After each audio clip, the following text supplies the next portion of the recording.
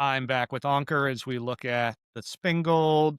And this was the last board of the session. I passed and they opened a spade and you bid two clubs, which I think was your worst decision of the day. Yes. This is just a takeout double.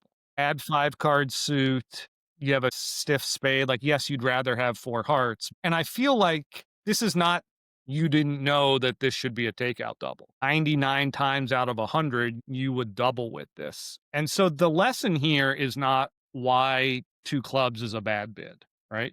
I mean, there are lessons there, right? We don't like overcalling at the two level with a five card suit, especially a bad five card suit. If there's an alternative, particularly a double, we prefer that.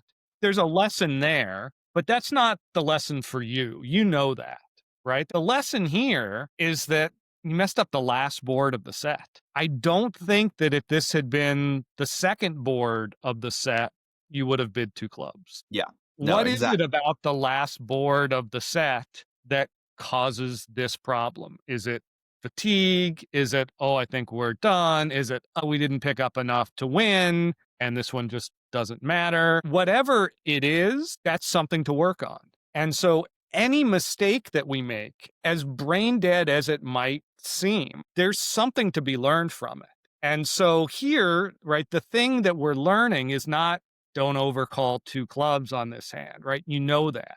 But it's why did this happen? It's the last board of the set syndrome. There's a lot of ways to overcome this, but the biggest one is just being aware of it. No mistakes on the last board, the last two or three boards, the last round of a pair game. You're so close to the finish line. Don't let yourself get lazy. Don't let yourself get tired. Overcome all of that stuff. Yeah. No, exactly. And I think that was what was going through my head was, okay, I made it. Whether we won or lost, this was a fun experience. I was already thinking about what was going to come next after the match was over, but not focusing in the moment. Like being in the moment is so important in bridge. Not thinking about the last board, not thinking about what's going to come next, like just playing the hand that is in front of you. And that was definitely my mistake here because as you said, there's no way if you gave me this hand at any other point, I would be like, yeah, two clubs. Of course not. And so, yeah, I think just like you said, digging in and to your point, like, I think being aware that this is a mistake that I make sometimes and recognizing when I get to that point, the last round, the last couple boards, digging in and saying, don't make this mistake. You've made this mistake before. Stay focused. I think that's